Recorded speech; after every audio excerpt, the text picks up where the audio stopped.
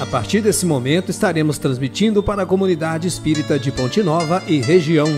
Palestra realizada por Eliana Gomes com o tema A Caminho do Mundo de Regeneração, do Grupo Irmão Fritz.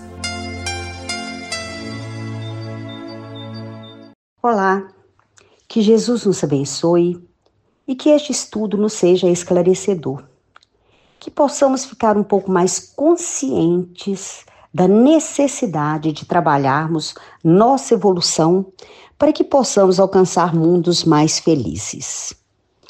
Hoje trabalharemos um pouquinho do capítulo 3º do Evangelho segundo o Espiritismo, A Caminho do Mundo de Regeneração. Então, durante a última ceia, Jesus fala a seus discípulos: não se turbe o vosso coração. O que é turbar? Não fique aflito, não fique inquieto. Crede em Deus, crede também em mim. Há muitas moradas na casa do meu Pai. Se assim não fosse, eu já vou-lo teria dito, pois me vou para vos preparar o lugar. Essa passagem está em João 14, 1, 2. E essas palavras foram ditas antes da crucificação de Jesus e fazem parte das suas últimas instruções que ele deixou a seus discípulos, com a finalidade de despedir-se deles, mas também, gente, de confirmar mais uma vez seu amor e sua compaixão por toda a humanidade. Pois ele deixou muito claro que um dia a nossa evolução nos levaria até ele, até nossa perfeição relativa. Então, hoje, não importa as dores que estejamos passando, as dores que estão destinadas a cada um de nós, um dia todas essas dores cessarão. Isso porque essas palavras de Jesus, gente, demonstram, um claro sentimento de esperança e se manifesta exatamente na forma de um pedido. Crede em Deus, crede também em mim. Para que nós, seus seguidores, mantivéssemos a fé de que um dia chegaríamos à nossa evolução maior e o encontraríamos, pois assim conseguiríamos alcançar os mundos mais perfeitos e felizes, porque ele já estaria lá nos preparando o lugar. Lembremos que nós fomos criados para a nossa melhoria, nós fomos criados para sermos felizes. Mas, por enquanto, a nossa aspiração é o quê? O mundo de regeneração. Porque essas ideias, gente, de evolução, elas são nossas velhas conhecidas, exatamente por representar um dos princípios básicos da nossa doutrina, que é o nosso progresso espiritual. Então, hoje, nós já sabemos que estamos ou estaremos física e espiritualmente no local onde necessitamos e para onde nós nos propusemos vir ou ir, de acordo com o nosso caminhar aqui neste mundo de provas e expiações. Porque aqui, neste mundo, quem dita onde estaremos, em que esfera vibracional vamos chegar, é o nosso livre-arbítrio. E o Livro dos Espíritos, na questão 843, nos diz que, uma vez que, se o homem tem liberdade de pensar, ele tem também liberdade de agir. Mas nós, ainda no estágio evolutivo em que estamos, necessitamos passar por todos os mundos para o nosso crescimento. Mundos inferiores, intermediários, para que um dia cheguemos aos superiores. Mas a par da necessidade de passar por todos esses degraus que constituem os mundos que nos esperam, nós também conhecemos várias pessoas que, pelo exemplo de vida que nos deixaram, percebe-se que vieram a este mundo de provas e expiações em que a gente está, mas em missão. Chico e tantos outros, gente, não precisariam passar por tanta dor, mas o fizeram exatamente para nos mostrar como passar pelas dificuldades, com fé, com resignação e dignidade. Pois nós sabemos que após o desencarne, todos eles foram direto para os mundos superiores, não necessitando passar pelos mundos regeneradores mais. É o que acontece ou aconteceu com a maioria dos nossos mentores. E para facilitar o nosso entendimento, inicialmente, quando a gente fala de morada, nós sempre nos remetemos à nossa morada física, não é? Então, quando Jesus fala sobre moradas, várias moradas na casa do meu Pai, logo nos lembramos da nossa casa, do nosso lar. Aí nos vem uma pergunta enquanto espíritos encarnados. Onde nós moramos geograficamente falando? Então, nós moramos em Ponte Nova. Se estivermos mais longe do nosso estado, nós diríamos nossa morada é no estado de Minas Gerais. Porém, se estivermos longe do nosso país, diríamos que a nossa morada é no Brasil.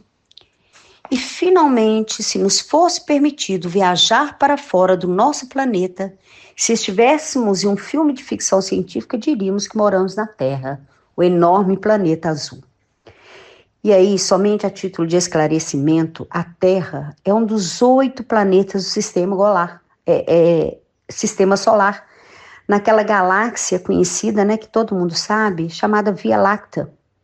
E segundo cientistas, viram através, né, do telescópio poderosíssimo Hubble, existe mais de 1 trilhão, gente, 1 trilhão de galáxias no universo que são observáveis. Quando então conseguirmos imaginar todo esse universo, com tantos planetas, estrelas, sóis, ano-luz de distância entre nós e eles, aí nós somos até convidados a pensar. O mais incrível de tudo isso, gente, é que existe vida em todo este universo. E nós não podemos duvidar. O Evangelho segundo o Espiritismo, capítulo 3, item 2, diz o seguinte: moramos na casa do Pai. A casa do Pai é o universo. As diferentes moradas são os mundos que circulam no espaço infinito e abrigam os espíritos encarnados e desencarnados. Então, as várias moradas são as infinitas possibilidades evolutivas em que se encontram todos os seres criados por Deus. Assim, há muitos mundos onde a perfeição é estado natural, como há outros que estão dando os primeiros passos na escala evolucional. Mas o certo é que persistiu por muito tempo a ideia de que a Terra era o único mundo habitado no planeta. Porém, no século XIX, Kardec, né, aquele codificador do Livro dos Espíritos, entre questões que ele formulou, que ele perguntou aos espíritos, ele pergunta sobre Deus, sobre criação e universo, ele pergunta exatamente sobre a pluralidade dos mundos habitados, porque ele também era um cientista. Então, na questão 55, ele faz a seguinte pergunta: são habitados todos os globos que se movem no espaço? E a resposta é clara, sim. E o homem terreno está longe de ser, como supõe, o primeiro em inteligência, em bondade e em perfeição.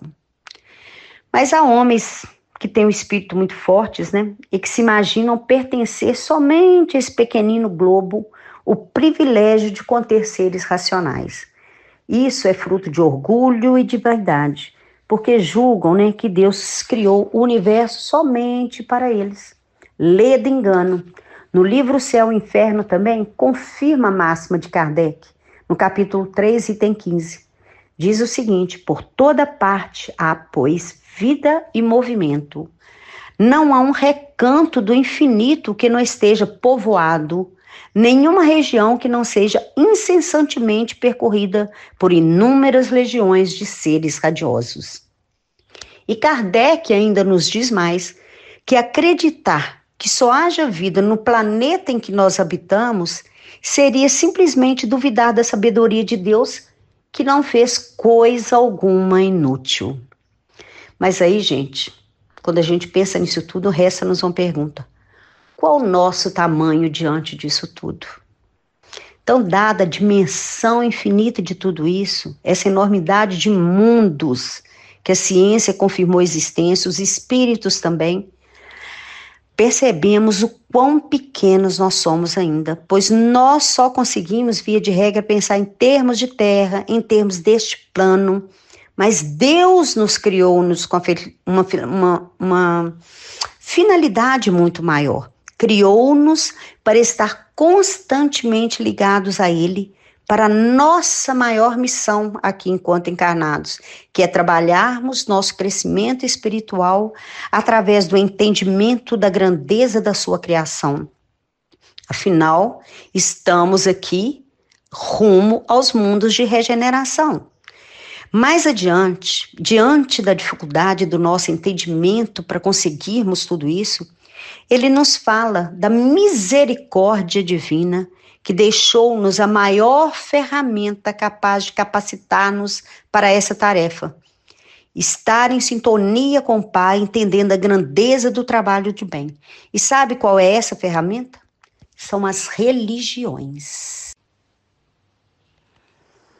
Mas por que religião? O Evangelho nos diz que é ela que nos educa moralmente e nos conecta com as coisas do Pai, principalmente através da nossa melhoria espiritual e desenvolvimento da nossa fé. Emmanuel, no seu livro Roteiro, no capítulo 22, ele diz que religião é o sistema de crescimento da alma para a celeste comunhão com o Espírito Divino.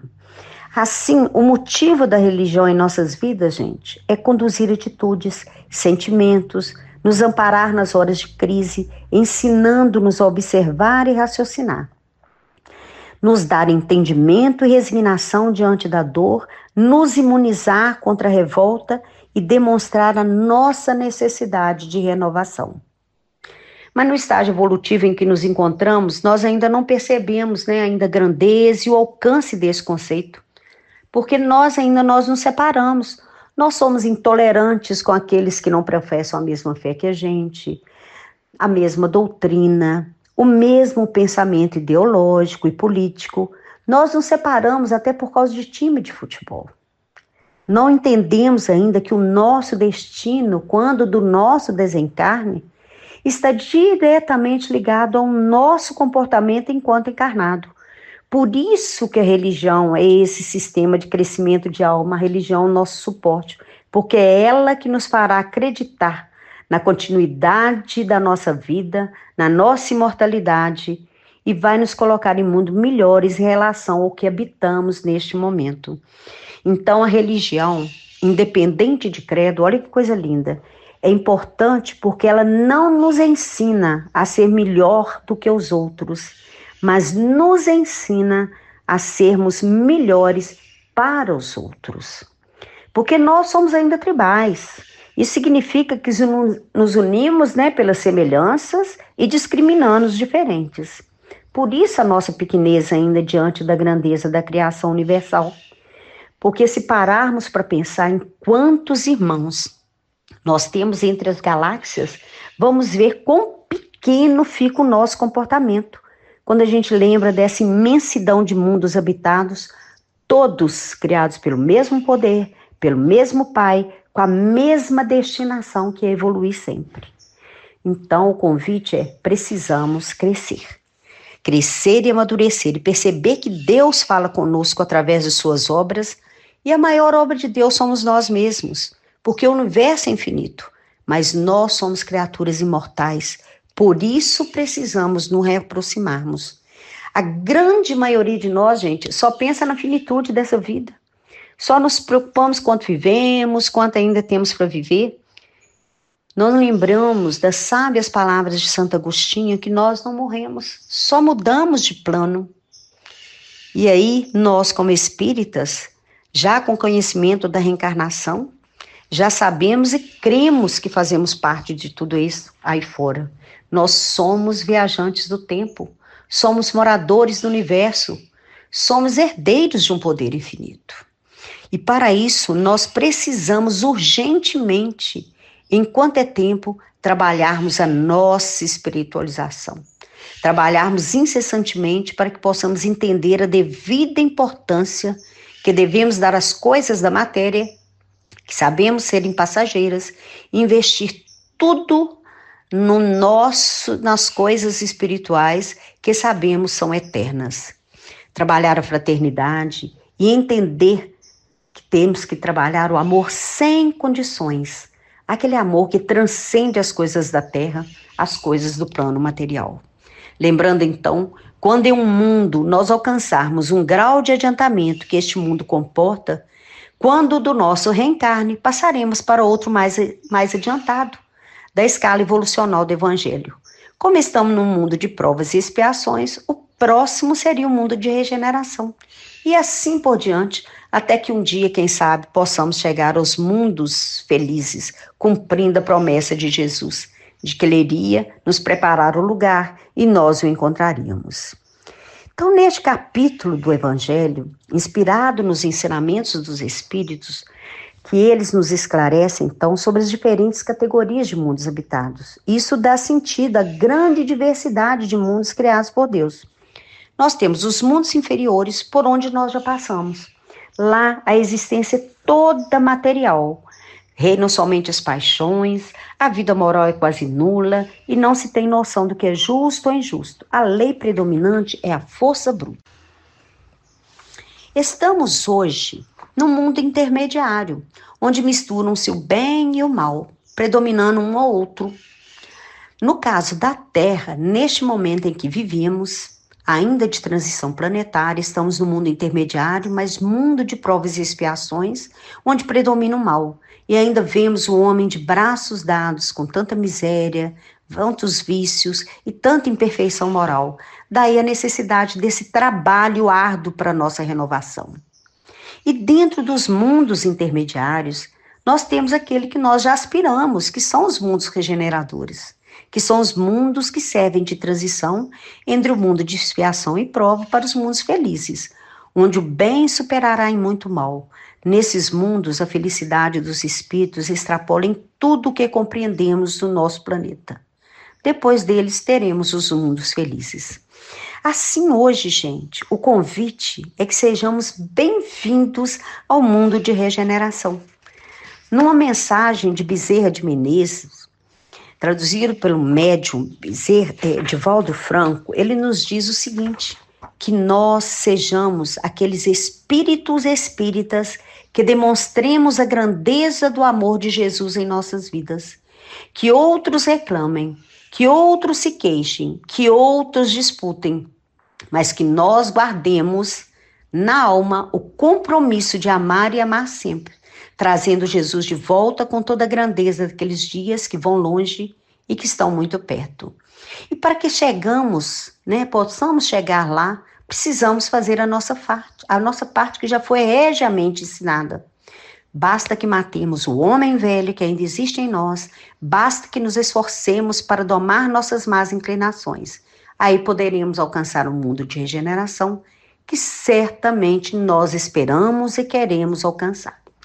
Mas a gente fala tanto de mundo de regeneração, como será efetivamente o mundo de regeneração? Este mundo continuará sendo de provas, o que não teremos mais são as expiações. Porque a prova, na realidade, gente, assemelha-se a uma corrida de obstáculos que tem o poder de impulsionar o progresso do humano. As provas sempre vão existir, por se tratarem de desafios evolutivos, porque sem as provas nós permanecemos estagnados. Lembremos que fomos criados simples e ignorantes, mas dotados de aptidão para progredir sempre, em virtude do nosso livre-arbítrio. Lembremos também que quando da pergunta para onde iremos, a resposta é simples. Depende da posição vibratória em que nos encontramos, consequência dos nossos pensamentos e ações. O conjunto de nossas ações será a balança, e o orar e vigiar o leme que deve nos guiar em todos os estudos.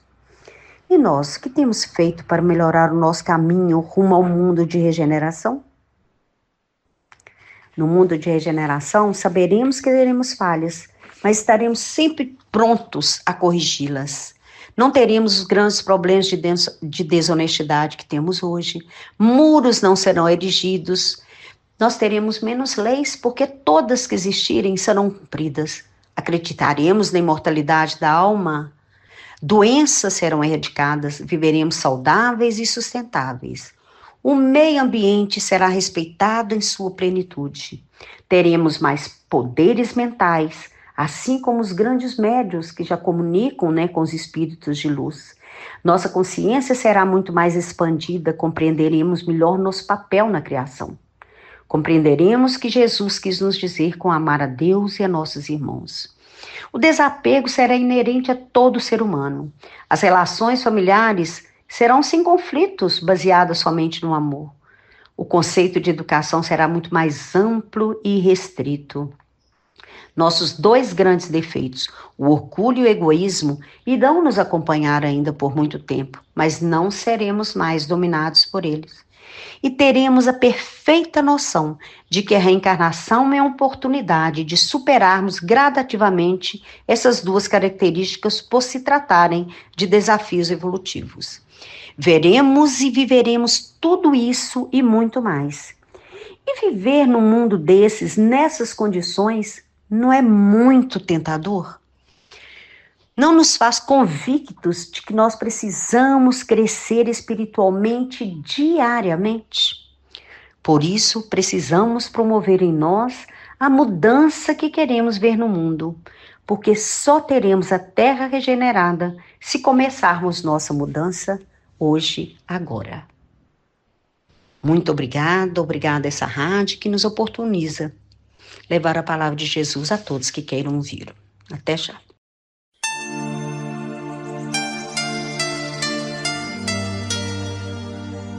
Termina aqui a palestra do Grupo Irmão Frites. Boa noite.